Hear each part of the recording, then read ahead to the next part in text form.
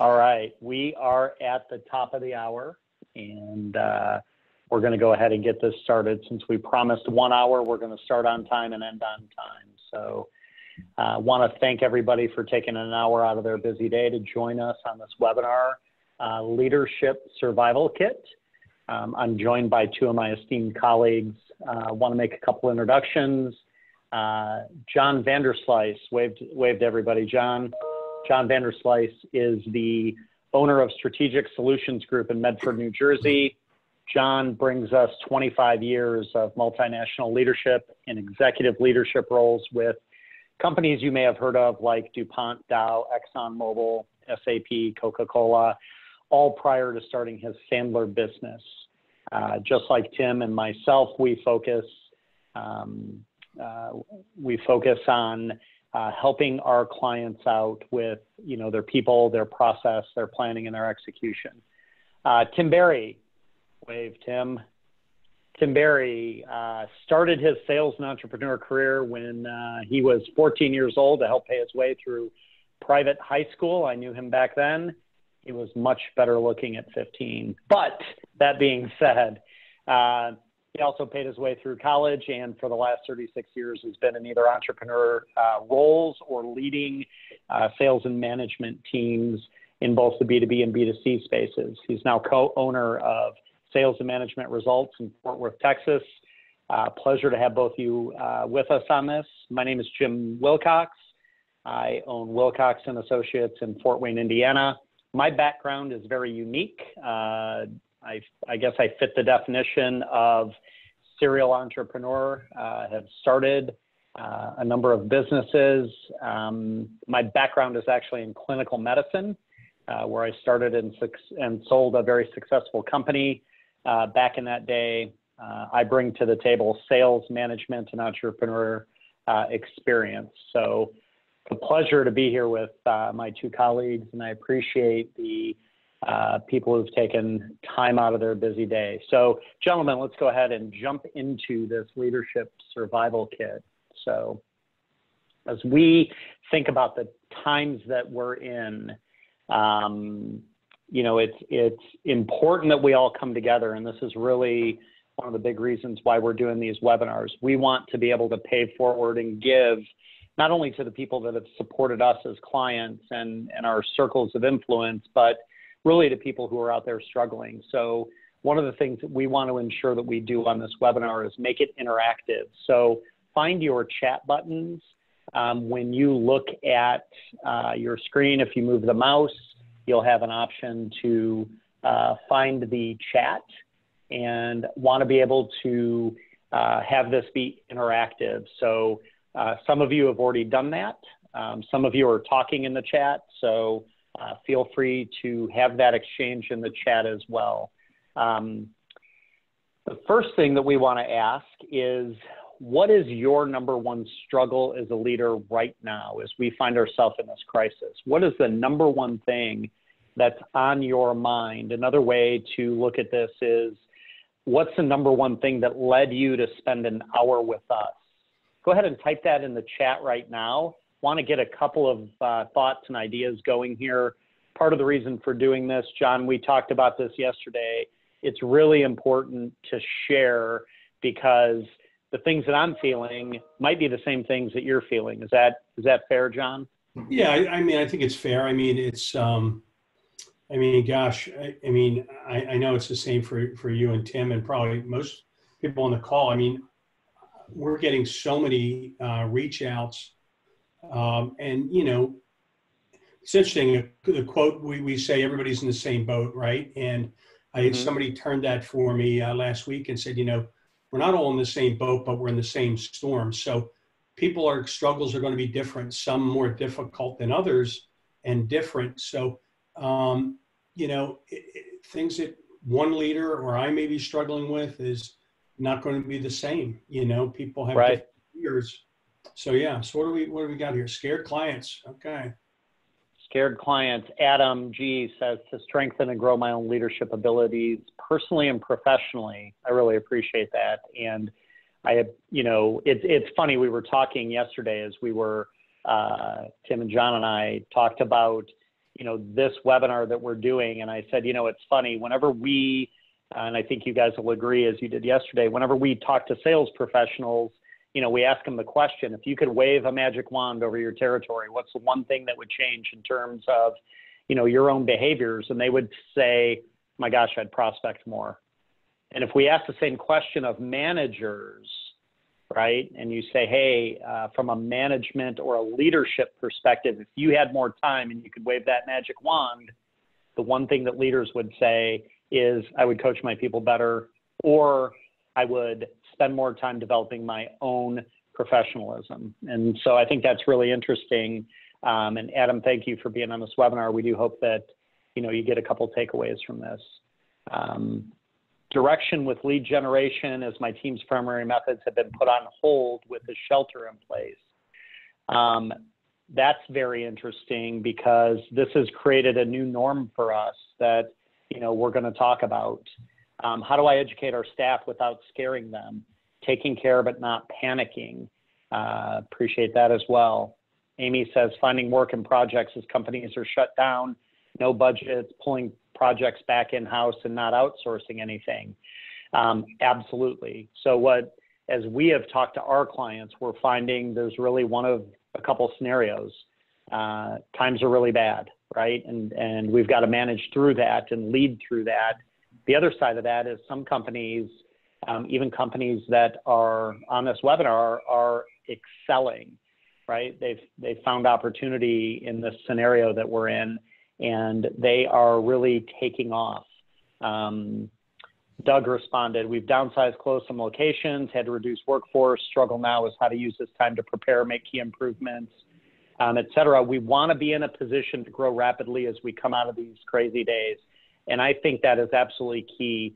Tim, John, we talked about that a little bit yesterday, and I know I have my own example of that, but putting yourself in a position to really come out of this quickly. And I want to go to the next slide, and I guess I'll go to John, because John, we talked about this, and you've led through, some of these challenging times in the past. I want to get your thoughts on what Doug said, being in a position to take off like a rocket ship out of this.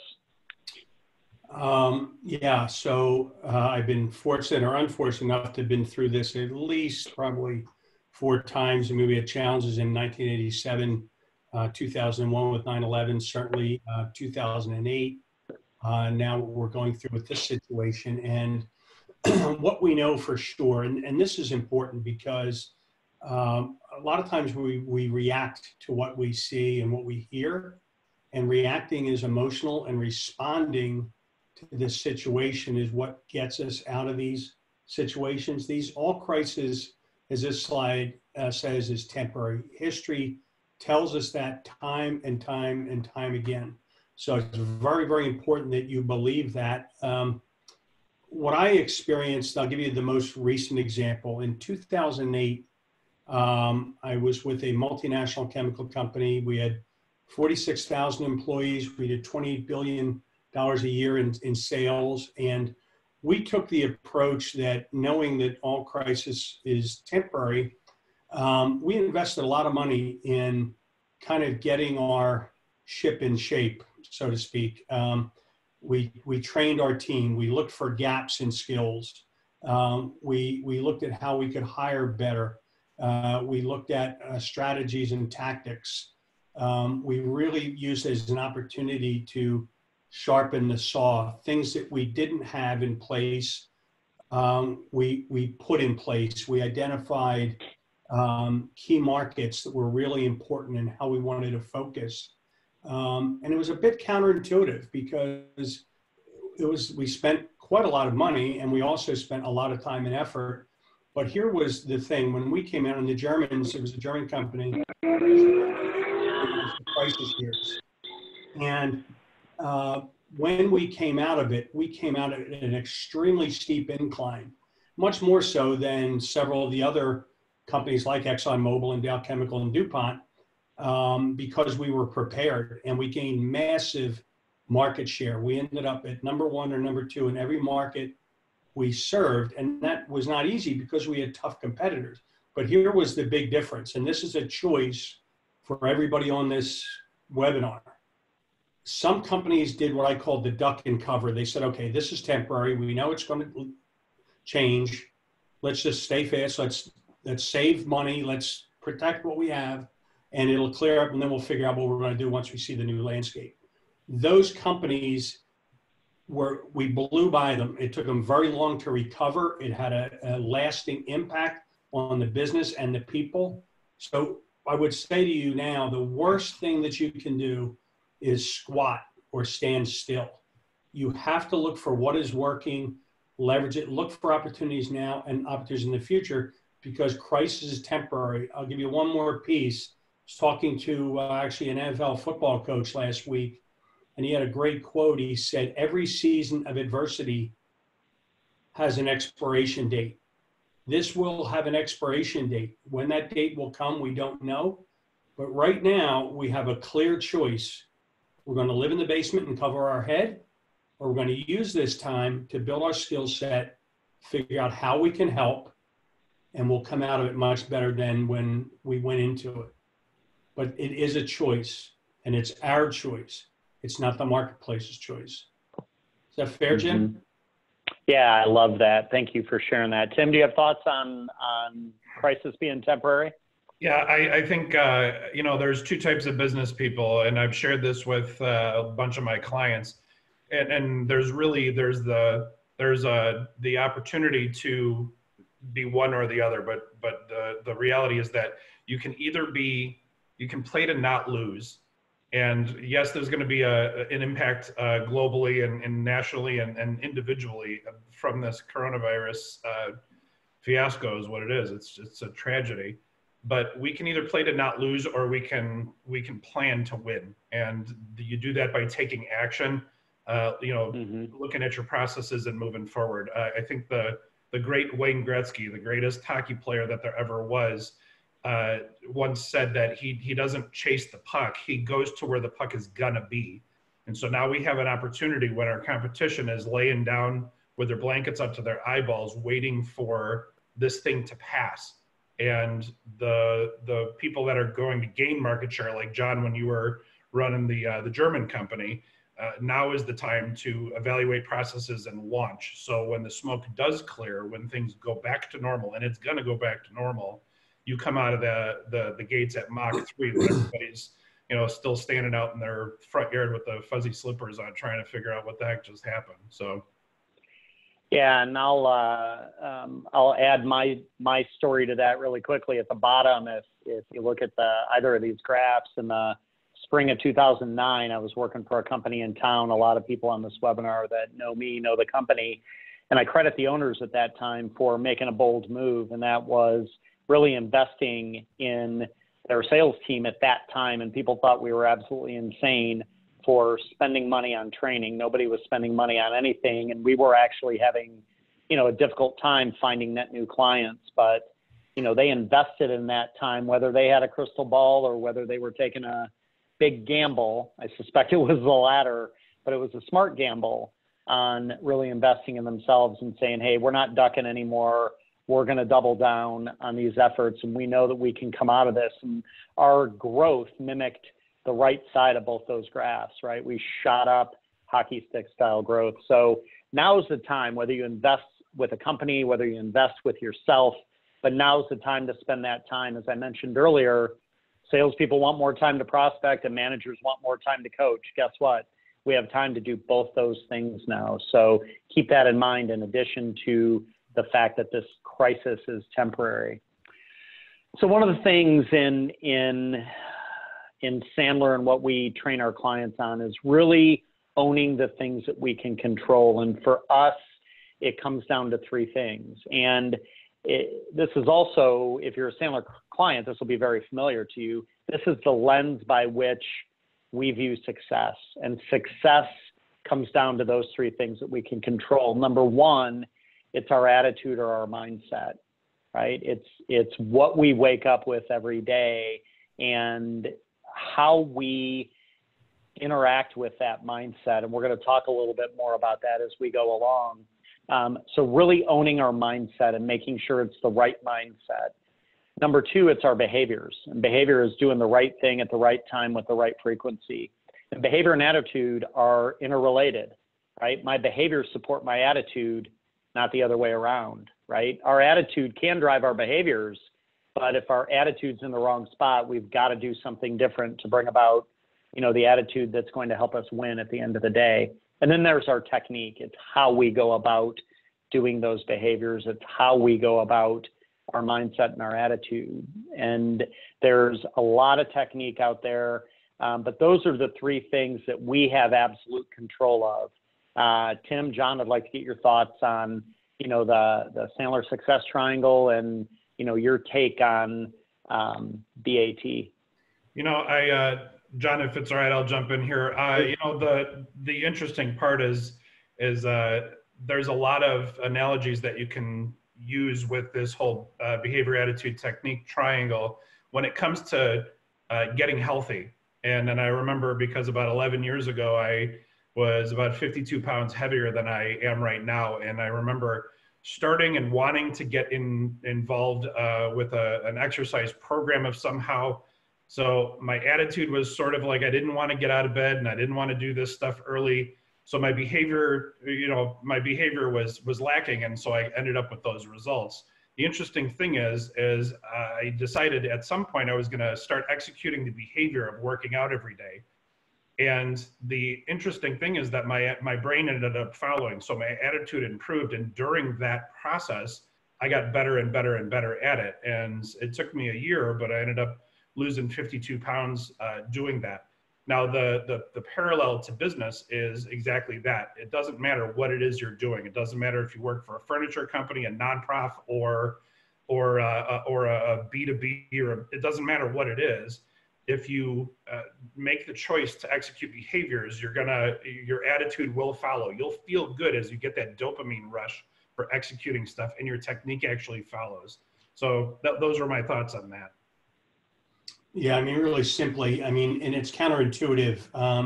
I think we hear over and over again at some point in our life that you have to have a great attitude, and we do have to have a great attitude, because positive attitude won't let you do anything, but it will help you do everything better than a negative attitude will. However, we do know this, and psychologists will tell us this, that behavior drives attitude. Pouring rain the other day, I wanted to get exercise. I hate the treadmill indoors. Didn't want to do it, but I did it. And tell you what, I did it after I had my hot shower. It felt great. So if you ever want to get yourself out of a slump, do your behaviors, make your calls, make your outreaches. You can behave your way into a better attitude. Behavior drives attitude. Absolutely. And I would say from a management and leadership perspective, this is one of the key things that we've got to focus on, is really understanding where the mindset of our people are. Are they doing the behaviors that are going to lead to success currently? And then evaluating on their technique. And we're going to talk a little bit more about this as we go on through this hour. But I would say the key point is it starts with us, right? We've got to monitor and manage our own attitudes, behaviors, and technique. But we've also, from a management and leadership perspective, got to check in on the people that we serve from that perspective. So speaking of positivity, I'm curious, from those that are on the webinar now, and we've got 55-ish people on the webinar, what's one thing that's working for you? What have you found from a management, leadership, or even a behavioral perspective? What's one thing that is working for you in your world today? Go ahead and type in your chat window and talk about some of the things that are working for you. And the reason I think this is important is it's very easy to focus on what's broken and what's not working. But just like if you make a sales call, right, and you do a debrief at the end, really important to figure out what's working. You have a great team, loyal customers, new technology, you're making your outreaches, whatever it is, focus on what's working. Absolutely. Amy Vanden Elsen, end of the day, daily huddles to share stories. John, I know that yesterday you had said that you have a team that's really having a lot of success with a 10-minute beginning of the day call and a 10-minute end of the day call. Can you talk about that a little bit? Yeah, they're a transportation company, very, very successful. They're a long-time client of ours, great attitude. Their mantra is humble, hungry, and smart. And their leaders have a 10-minute huddle in the morning, and then a 10-minute checkout at the end of the day. And on Friday, which I was happy to participate in at 4:30, there's a 4:30 to 5 virtual happy hour celebrating the week. And that worked well for me. I enjoyed it. And they were, their team spirit, their attitude, their behavior, their engagement is off the chart, and they're crushing it right now, crushing it, literally leaving their competitors in the starting blocks. And it all starts and ends with their leadership team. Absolutely. Well, one of the things that we have fun with is, the first rule in sales for those of us who are in sales is feel shamelessly. And we mean that, in the most professional way possible. But John, that's an idea that I'm going to take and make my own. I like that end of the day happy hour, and shame on us for not thinking of that one sooner. Oh, okay, be careful now, because I didn't say it was every day. So, okay. Gotcha. So I want to be clear. I don't want to be start any bad behavior here, but you use that in your own judgment. But they do it once on a Friday. There you go. Tim, I think you'll like T. Allen's comment, upskilling for where we're going next. That's the Wayne Gretzky analogy right there. Learning to collaborate by working remotely on projects and simple daily huddles. I love that. One of the things we're going to talk about in a moment is we must communicate and even over communicate as leaders in this time. So Tim, you mentioned something earlier, and it leads into this. It really leads into, from an attitude perspective, right? You kind of started to go down this road of the belief wheel or the belief window. And this is something that, we share with clients all the time, in that, we got to be careful of the self-fulfilling prophecy, right? And in your example, your beliefs led to judgments, right? And whatever those judgments were, they led to action or inaction. And that action or inaction produces a result, which ultimately reinforces the belief. Do you want to take us through that again really quick? Yeah, sure. I think when it really comes down to it, what motivates us and what moves us is the narratives that we create in our own heads. And so it'll become our belief system. And from that, and I guess I'll use the example of my weight loss journey 11 years ago. Was I believe that I was too old and I didn't have the ability to figure out how to work out effectively. And so my judgment was I was judging myself and figured, okay, well, I'm going to be a victim here. And it was a scarcity mindset, because then of course my actions were that I would lay around and as a couch potato. And well, then I ended up with the result I ended up with. When you flip the belief system on its head, and this is literally what this came down to, I thought, what's the opposite belief of I can't get healthy? And we as leaders have to do this in our businesses as well. Right now things may be tough. So the belief is that things are tough. The opposite of that is actually what if things were, what's the belief system if things are fantastic? And then the related judgments drive our actions, and the actions would be the opposite of things are scarce and things are tough. I can't fund things. I can't prospect. Well, the opposite of that belief is that, of course I can prospect, and there's plenty of business out there, which drives the actions. And interestingly enough, the results that's the lagging indicator. The action is the leading indicator. The result is the lagging indicator. So don't confuse, as a leader, don't confuse the belief wheel. We have an opportunity here to really circle the wagons, come together, look at our beliefs and the judgments related to them, and then take the opposite actions. Because again, scarcity, this is a spectacular opportunity for us as leaders to really stand up and drive those results through the actions. Yeah, and I want to talk a little bit about the elements of an ideal attitude. And number one is commitment. We've really got to look at, again, it starts with us, right? So what am I committed to above all else? And then what are my people committed to above all else? The second one is desire, right? And understanding what I desire, what my people desire. That's ultimately our motivation. And it speaks to our why. I think all of us have seen Simon Sinek's, Understanding the Why. If not, look that up. It's phenomenal, right? And really digging into the why behind the what and understanding the why of our people. The next one's positive outlook, right? Do you have a positive outlook? Do you believe that there's abundance out there versus scarcity? Do you believe there's possibility out there? I believe there is. Now, it might be harder to find it. There may be less of it, but it is out there, and we've got to believe that. If not, as leaders, we've got to work on the attitude piece. Otherwise, we're going to be in trouble in the other areas. And then responsibility, and that's really the execution piece of all this is, owning the responsibility for my attitude and doing those things so I don't run into trouble within the belief window. John, comments on that? No, I don't. I don't really have any comments. I think you said it well. I mean, it's. Just a really simple thing that always reminds me is whether you think you can or you think you can't, you're probably right. And the commitment piece is you just have to decide. We have to decide. Again, are we going to live in the basement, or are we going to be the folks that are out in front helping people now and in position to take advantage of what comes next? And as a leader, we are in the microscope all the time. Our teams are looking at us. How do we feel? How are we responding?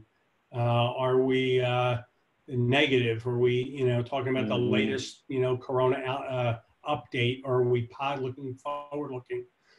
So it's pretty straightforward, but in the end, it really comes down to a choice. Yeah. Yeah. And I would say that in times of crisis, undoubtedly, people look for leadership. They look for a positive beacon in the world. They look for these things that we're talking about. And speaking of that, now is a good time to really evaluate our belief systems, right? So if you're going to, maybe rewrite your beliefs, right? This could be, and this is really thinking about what's possible, right? Or what can be, right? Can I take time to work on my business instead of just being in it? I think a lot of us are, a little bit forced into that. So I saw a comment earlier about really prioritizing. Now's a good time to figure out, from a leadership perspective, we've got to prioritize, the top 1, 2, 3 and execute. So, this is an opportunity to prioritize, execute. We can focus on, go ahead. I was going to say, if you take those, and here's an interesting question for anybody that's on this webinar. If you took these beliefs and you just put, I will, in front of any of those, I will take time to work on the business, I will focus, I will clean my pipeline, I will get ahead of the competition, I will understand the real and immediate plans of our clients, I will become stronger, pressure-tested team, and you acted as if that was all true, what would the effect be on your business? I challenge you to think in those terms and write that down and start it with, I will. Not what if, I will. I think that's phenomenal, John. Thank you for that. So what about revising behaviors then? Do you want to comment on that, about revising our behaviors currently? Well, I think it's, when I talk to a lot of leaders, I'm sure like everyone else right now, our goals haven't necessarily changed, right? We have vision, mission, values, right? So our goals and our values haven't really changed, and our mission, not so much, but certainly our behaviors and our tactics need to change, our strategy and tactics, right? So we're not, I'm a social guy and I do quite a lot of networking. I interact a lot with clients. Now there's virtual networking, video conferencing, as it says, webinars, opportunity to do cold calling. A lot of people are available today. Many people we do cold calling, they say, oh, I can't get past the gatekeeper. How do you get past the gatekeeper? Guess what? There is no gatekeeper now. Oftentimes you call somebody's office, it's forwarded to their cell phone. you're not trying to give them a sales script. You're calling to say, hey, we're here, can we help? But understand who you're calling and call the people where you think you may have an opportunity to help. So it's a real opportunity. So these new behaviors are just pressing the pause buttons and learning something new. So, you know, we can't stick to what we may have been doing before. If you were a master networker in person, you were awesome at that, or you were awesome at the lunch meeting, and you stick to that, well, what do? You can't hit the pause button and wait a month or 2 or 3. You got to adopt some new behaviors. So really look carefully at what can you do differently, or what can you do more of that was working, and continue to do that. Does that make sense? Totally makes sense. Thank you for that. And I think, you know, we talked about this yesterday, and John, you just alluded to it. The goals really haven't changed, right? It's really looking at what are our priorities, right? And I refer back to that comment that was made earlier. I'm prioritizing. If I go back to the previous slide, I've got to take a look at, you know, how was I doing things previously, and what do I need to do moving forward? Hopefully by now we've all gotten comfortable with, you know, virtual training. And I'm only saying that because of how Zoom stock has gone up. Shame on me for not investing in Zoom, all of us, right, a few weeks ago.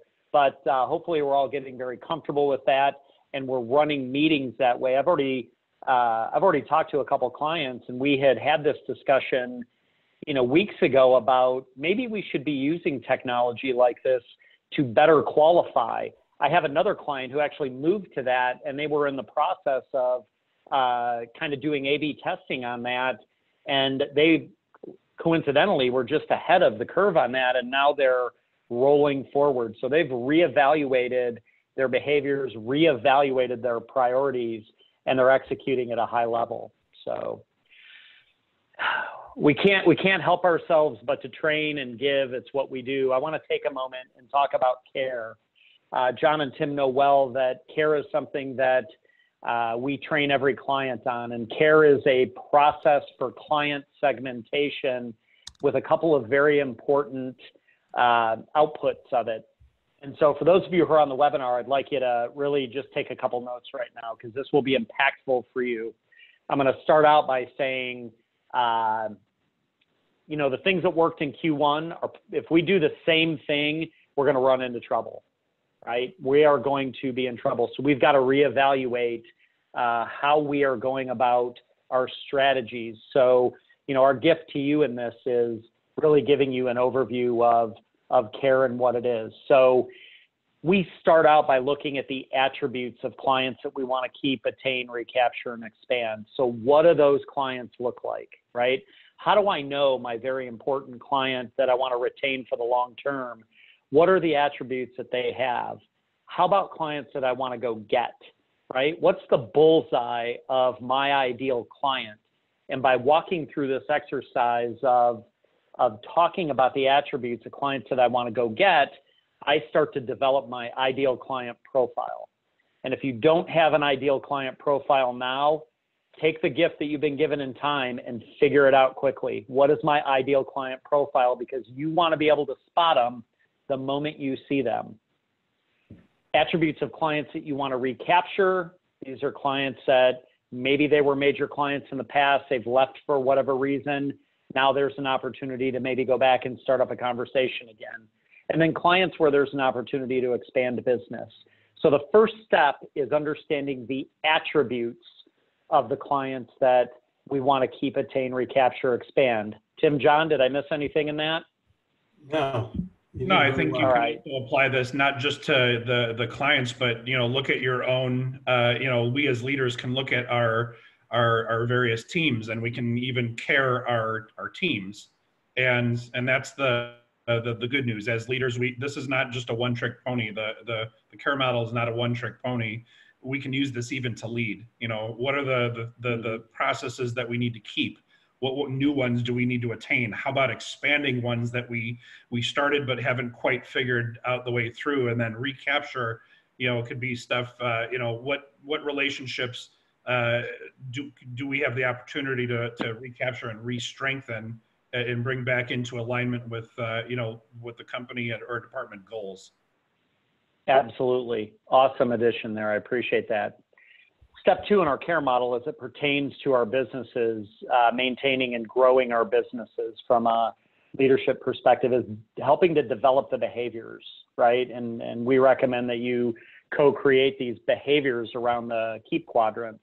So what do we do for clients that we want to keep? Hopefully by now, and if you haven't done this yet as a leader, regardless of whether you're in a sales function, an operations function, right? You have clients in every level of the business that you have relationships with that you want to keep. You want to hang on to them. They're very important clients. If you've not reached out to them, please leave this webinar and make that your first priority, because your clients need help. And if they're getting it from somebody else, then your value changes with them. I think from a behavior perspective, we want to understand, how do we go and attain new business? And this is key because it does 2 things. One, we've got to do stuff different. Our behaviors have to be different in Q2 versus Q1, right? Because things have changed that are out of our control. So virtual meetings, picking up the phone, old-fashioned, dialing to connect with people, right? But what do those behaviors look like for your team? This begins to formulate your cookbook for success, right? And that's one thing that we train. And that cookbook applies across the business, as Tim mentioned earlier. And then what do we do for those clients that we want to recapture and expand? The third step in KARE is to identify over the next 90 days, right? Who are the companies that we need to touch from a keep, attain, recapture, and expand perspective? So take that with you. Hopefully that's a good takeaway for you. If you're a Sandler client of any of ours, you know this. If you're a guest on this webinar and we haven't met you yet, please take that and run with that. And if you have questions, feel free to reach out to any of us on that. We're happy to help you from a KARE perspective. Tim, John, can you speak to our favorite Sandler rules here? Tim? John, go ahead and hit it. Yeah, so, I was thinking my new favorite Sandler rule: every client outside of 6 feet is a prospect. Sandler rule 50. I'm going to add that to the book. There you go. There's practice good social distancing. So, yeah, you can't manage anything you can't control. And there's so much, as I said, negativity, so much right now that's out of our control. Manage your behavior, right? As Tim pointed out, there's lead measures, lagging measures. You need to do the behavior. Manage your behavior. The numbers will follow. Don't get caught up with where you are. We're down. We've lost 12% of the business, whatever. Do the behavior. You can behave your way out of a slump, and you can manage. The only thing you can manage is our own attitude, our own behavior. I can't manage how other people see the situation. I can't manage whether they take action or don't take action, but I can manage my own. So again, it's a choice. You have to decide what you want to do, but you can't manage anything you can't control, and you can control your behavior for sure. Absolutely. Speaking of behaviors, this provides opportunity to define new habits, focus on very short-term, laser-focused goals or priorities. Practice gratitude. We talk about gratitude a lot between the 3 of us. In my office, we talk a lot about gratitude. I've practiced and learned a lot about gratitude most recently. This is an opportunity to get out of our comfort zones and grow, not only as leaders, but to help our teams as well. So we have an opportunity to redefine, relook at our behaviors. I want to take a moment and engage you in the chat window again. So what are the leadership skills that are more important today more than ever, right? Now more than ever. Whether you have them or don't have them, what are the top leadership skills that are more important now than at any point in time in history? So curious to see your answers there. We obviously have some opinions there. But from your perspective, what leadership skills are important? Mick, staying calm in front of your team. Absolutely. It starts with us. John mentioned earlier that, our people are watching us. They're paying attention to us. And so from a leadership perspective, Tim, John, I'm going to add one thing into this. We have to make sure that we're talking to people, right? You guys are both in my circle of trust. You're part of my accountability team. John, I talk to you every single day from an accountability perspective. That helps me in terms of, being calm, staying in front of my team. T. Allen, empathy, authenticity, transparency, emotional intelligence. Tony, thank you. Now, visually during virtual meetings, absolutely. We've got to pay attention to, we talk about, the importance of body language. We talk about the importance of tonality and the importance of words, right? The biggest piece of that is body language. You've got to pay attention now to what you're doing on these virtual meetings. It's interesting from a training meeting perspective. You watch people as a trainer or a host, and there may not be some awareness there of what we're doing. This is a new norm, and we've got to learn how to use it. Yeah, I want to throw in one comment too, and it's something I've experienced. Well, I've experienced it before and lately again. I've had leaders say to me, I had a very successful CEO talk to me yesterday. He said, "John, I got to be honest. I don't know the difference between coaching and mentoring. I don't think I'm a very good coach." His name is Charles. And I said, "Well, Charles, why do you think you should be?"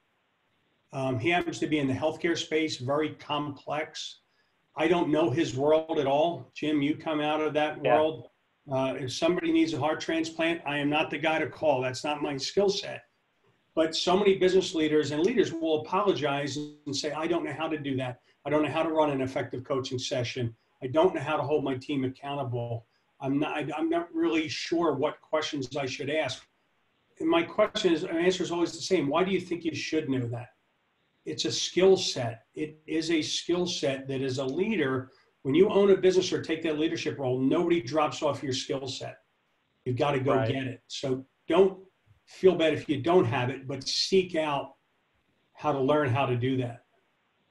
Well, John, and I would add a comment to that. I think that, there are certain things that, we as leaders have got to take personal responsibility for. If you've been feeling that and thinking that, right, now's the time to figure out, how do I coach my people? Or, gosh, if I don't run an effective meeting, maybe now's the time to do that, right? So as we look at our own techniques as leaders, right, how are we communicating with our teams? Are we checking in every day? I know one of the things that we've done in this business here, Wilcox and Associates, we're having a 7 a.m. check-in every day. And I know for a fact, not everybody wants to be on the call at 7 a.m., but we've established that as a new norm. It's a new behavior. We're checking in on our attitude on a daily basis, right? The second thing is really understanding and communicating the what, right? We've got to communicate clearly to our teams what the expectations are. My business coach, who I still talk to on a daily basis, Bill Art, taught me, Jim, where there is clarity, there is energy, right? Where there is clarity, there is energy. When your people know what to do, when your people know what is expected of them, then they will put energy behind that. If there's confusion, then it leads to erosion of attitude, erosion of behaviors, erosion of confidence. We can make a long list of what it all erodes. So the third one John referenced is coaching, right? And I'm partial to the definition of coaching that, coaching is really the facilitation of self-discovery. And I believe as leaders, we've got to seek opportunities to coach on a regular basis, right? Coaching is a marathon. It's not a sprint. And so we have an opportunity to become very effective coaches in our own world and coaching people to help grow them. Now that we have the time to do it, number one, the opportunity to do it, number two, and number three, really the need to do it, right? Our people that are around us, we need to grow them so that we can produce people and that we can grow future leaders. We can grow people within the organization that are self-sufficient. Tim, John, any comments on that before we move along? I think the coaching piece is important, and it's really important to understand the distinction between coaching and training. Training is the teaching of new skills to your people. Coaching is helping through self-discovery, helping your individual teammates and team members learn how to apply the skills that they know better. So in this particular, the shift in the leadership, the leadership survival kit is make sure that when you're doing, and it's the first point on this slide that you're staring at now, is check in on your team's attitude, but do it with video. You lose context in the world of communication. 55% of all communication is body language. And when we're supposed to be leading from the front, the reality is that we can't do it via email. It's not as effective because you can't see. And what you can't see, people struggle to trust, especially in times of chaos and controversy, which we're in. And so my advice is to make sure that you're presenting and you're coaching face-to-face, your team sees your face, even if you're remotely. This is the new norm. And so if you don't feel comfortable on the camera, as leaders, we have to get comfortable on the camera and get in there in order to create that bond and trust and be more effective in what we do. So Absolutely. I'm going to throw two things in the chat window. You find helpful resources for people. Marshall Goldsmith, 6-step coaching process, very, very good. And also Tom Peters, for those of you who may know Tom Peters, Listening, very, very good, both short, give you a little bit of context around exactly what we're talking about. Wonderful, wonderful. So updating our sales playbook, we talked about, the behavior of relooking at our behaviors from a technique perspective. It's really updating our sales playbook, right? So being better at questioning, being better at delivering third-party stories and getting into those conversations with people to figure out not only how can we help, right? Where are you at in all of this? But two, using that to identify if there's opportunities there.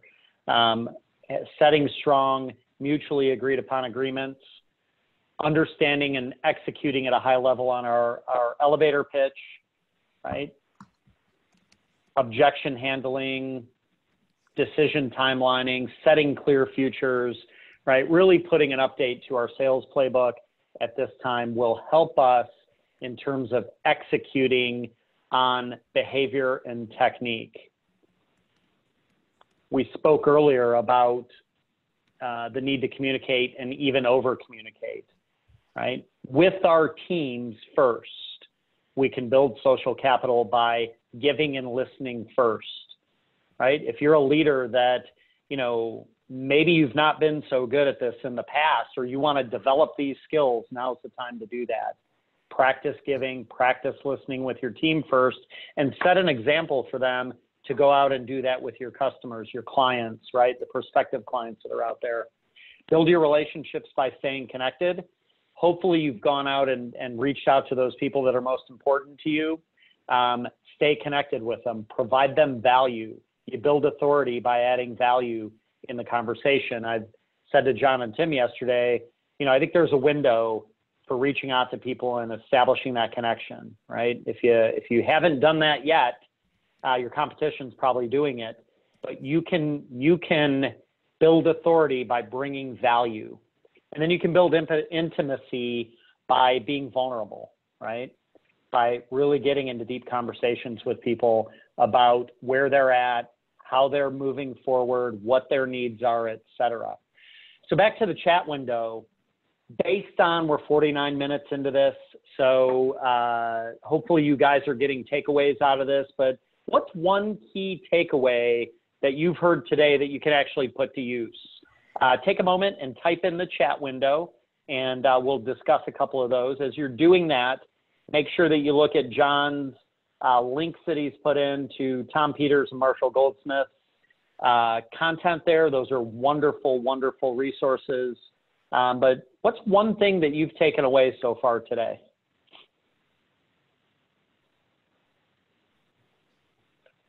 Tim, John, any comments on communication, updating your sales playbook? No, I think it's a lot. I mean, we've shared a lot of information. I mean, you should have questions when this is over. As Jim said and Tim said, we're here to help you. We're all putting in a lot of time, effort. We truly want to help you. So you should have questions from this. Hopefully you did get a takeaway. But I strongly encourage you, you have questions, reach out. We have tremendous amount of resources. You're very fortunate to be connected to a massive global network of high-performing professionals. And I don't mean the Sandler people. I mean you, the clients. So don't hesitate to reach out to me, Jim, or Tim. We'll help you in any way we can. We have a lot of information we can share, more specifics around playbook, strategy, tactics. We're happy to help you. So don't hesitate to reach out. Take this information. It's a lot to absorb in 1 hour, but don't be afraid to ask questions. Absolutely. And I had a person in my network ask me, hey, why should I do this? This is nothing more than a veiled sales pitch from you Sandler guys. And, my comment back to them was, look, we want to provide value. And certainly if there's something that we've given on this, T. Allen said, hey, thank you for sharing the KARE model, looking forward into digging into this. If you need help, reach out to one of the three of us that is closest to you. I know Tim and John, myself, we all have people that we've invited to this webinar. Reach out to the one you're connected with, and we will gladly pay it forward. If you need help on setting up the KARE model, we're happy to do that for you. Happy to walk you through that. So seen several comments in here on KARE, several on attitude. Richard Volker, I love zest, which is energy, combined with attitude, drives new disciplines or behaviors. I'm actually going to highlight that and copy that. I like that. Zest, which is energy, combined with attitude, drives new disciplines and behaviors. I think that's wonderful. Adam put setting strong upfront contracts and being detail-oriented so everyone's on the same page. If they're not, now you have tools to be able to help there. So again, thank you, Adam, for putting that in. As you guys need help, feel free to reach out. Speaking of help, I just want to mention someone who's been a great help to us. That's our partner. We all have partners, right? And certainly we can't thank the people that support us enough. But I work with WSI out of Oklahoma City, Gunnar Hood. Gunnar is a huge resource to me. I've leaned on Gunnar really, really hard, and he's doing a lot more for us than, what we're actually paying him to do. So he turned this webinar around very, very quickly for us. I wanted to make sure and, just say thank you to Gunnar and the WSI team out there that is helping us kind of put this content forward. Tim, John, I know you guys, worked with Gunnar on this, but you've got your own marketing people too. So, feel free to have a shout out to anybody who's helped you as well. No, I got to reiterate, Gunnar has been tremendous. I mean, we worked on a lot of things, the three of us over the weekend, and gosh, he was there Saturday, Sunday, quick turnaround. I mean, that's the kind of partner we're all looking for, and that's the kind of partner you want to be to your clients. Now is the time to separate yourself and take action. No question about it. Yeah. Tony Huddy put a comment in there. Tony Huddy leads Renaissance Executive Forums here locally. And, whether you're in a group like Renaissance or Vistage or Tab or, Jersey Man or, Tim, I don't know any of the groups out in Fort Worth that, what's that? Convene, right? These type of groups, whether you're in a group that you pay to be in, like Tony's group, or whether you have an ad hoc group, right? Leverage that group. Now is the time to come together, find your peers. It doesn't have to be a paid group, right? But find your peers. I actually have a couple of, and I can't stress this enough for leaders out there. I have a couple groups that I'm in, internal to Sandler. John's my accountability partner. I've known Tim since he was 15, right? These are guys that I talk to. These are groups that I'm involved in. We're involved with Tony and their group as trusted advisors. These are groups of people that we lean on when things get tough, right? It's not just, hey, things are going good, so I'll take the time to talk to people. It's find that group and leverage that group. Now's the time to come together. So guys, I don't know if you have any thoughts on peer groups, but Tony just kind of put that thought in my head, and I appreciate it. No, I think it's a great idea now is to come together. I think Leo made a very astute comment. You know, he said people are now looking for us to lead, and there's a lot of things I know I should have been doing, and we just kind of forgot. And that's normal. Common sense is not always common practice. And, you know, Jim, you're a big golfer. I play golf. I mean, you think about any sport, any athlete, they don't win the Super Bowl or they don't win the Masters and say, geez, okay, I'm done. They go right back to the driving range or right back to watch the films. It is constant sharpening the saw. And we do get rusty and we do take things for granted.